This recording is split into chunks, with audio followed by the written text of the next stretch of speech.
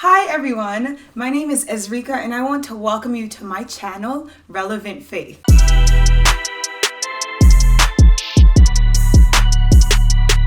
So I'm actually really excited. This is my first video and I've wanted to do a YouTube channel for many years, and for one reason or the other, it didn't quite work out. But I guess God's timing is perfect, and really what galvanized or what ignited a deeper flame to just get this channel started was me going through the hardest and most difficult period of my life, and finding that church and faith becomes very irrelevant. Like the technicalities, the rules that other people make up, that they weren't helping me through my darkest times. Like it wasn't bringing me comfort when I'm in my room just completely broken, falling apart.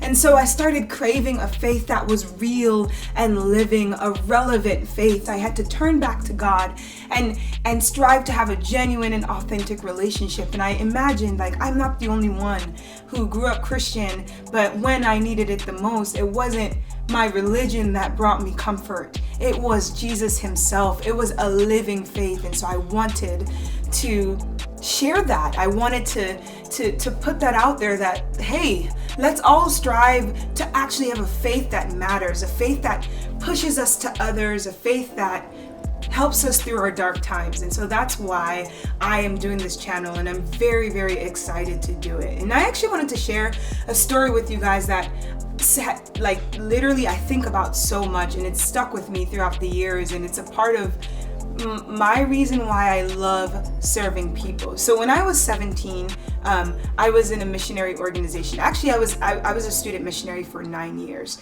and some of the best experiences with God came during that time on the mission field. And so we were on a mission trip to New York City, so we did a lot of domestic as well as overseas. Like, I've been to about 44 of the states, just like spreading the love of God to people from the wealthiest to the poorest people, and it's just such a vibrant life, really. So we were in New York City, and the way the organization functioned is we would march down the streets with like a marching band. So I played a variety of drums, and on this particular day I was on the drum, which meant I wasn't going to get to talk to people. And at that time it was just like, oh man, I like talking to people. I want to make friends on the streets of New York. But I was playing in the band, so when everyone took a break, I decided now was my opportunity to like get up and try to talk to people and just try to spread God's love, I guess. So as you can imagine, New York often is it's a place that's busy, just a lot of bustle and a lot of everything. So sometimes people aren't the kindest. So I tried to give this book that was in my hand that said, "We have this hope," to a guy. And he looked at me very like disrespectfully, like, "Get out my face." But because I already had the book in my hand, I just kind of turned to my left, and there was a lady sitting there, and I kind of awkwardly was like, "Do you want this book?" And she took the book, and then she started screaming, "You're the sign! You're the sign!" And I'm just like, okay. But then she proceeded to explain.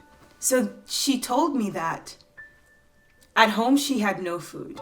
She had no electricity. She had no money. She showed me her daughter who had lupus, and you could just see scars all over her body from not being able to afford the right treatment. And she looked emaciated and just very sickly, and the woman came to the court to try to beg them to just turn back on her lights. And she mentioned to me that the night before, she told God that if he doesn't give her a sign of hope, she's going to take her life and her daughter's life essentially that day. So I met her that day.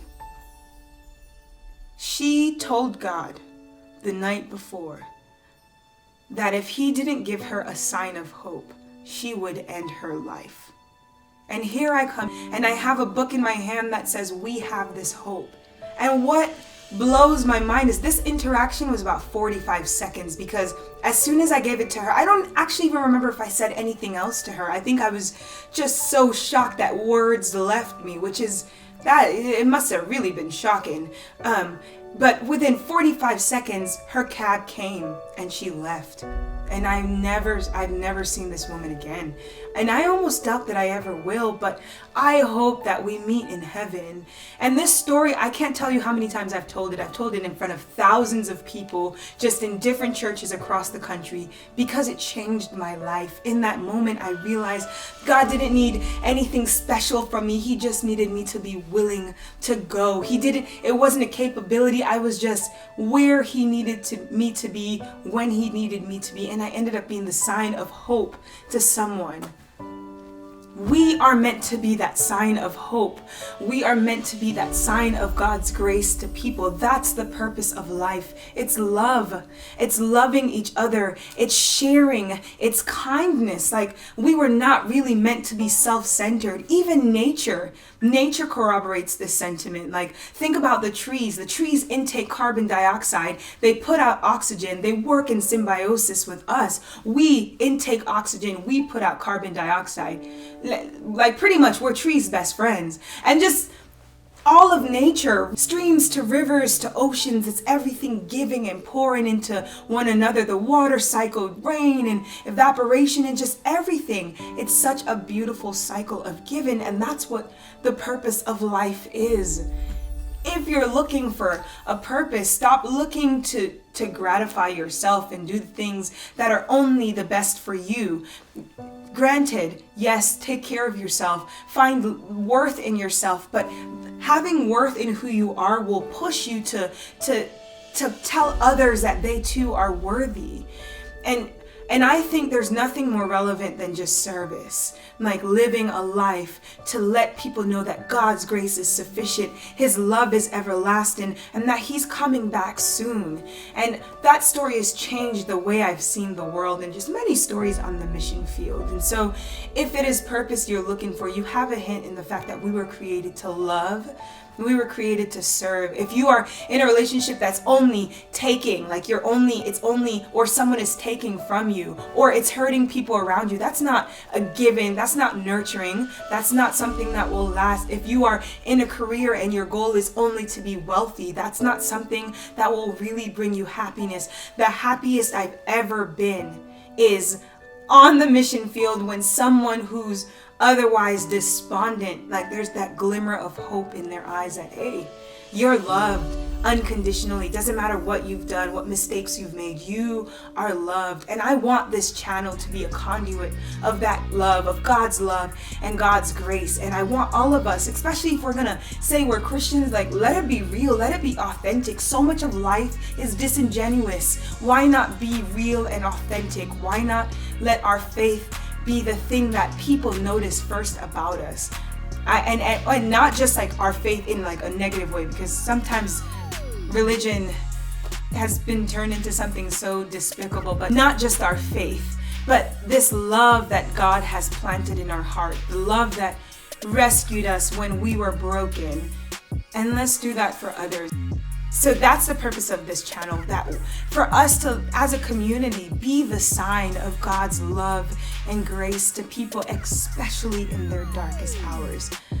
I'm so excited for what is to come. I'm excited about the things we will talk about, like the real life things, the things that really concern our hearts and matter. I'm excited to take the Bible and look at it from different angles, not just the same old stories we've been taught in church or when we were growing up, but really evaluating and picking it apart and challenging and asking real questions and finding real answers. And so I hope you join me on this journey, because I can't do it without you. It's not just me. I want us to be a family, a community. I want us to grow together in Christ. Please subscribe, share this with your friends, leave a comment on topics that you want us to talk about, or a time that maybe you were on the mission field and you saw God just come to life. Let's be friends. I'll see you soon.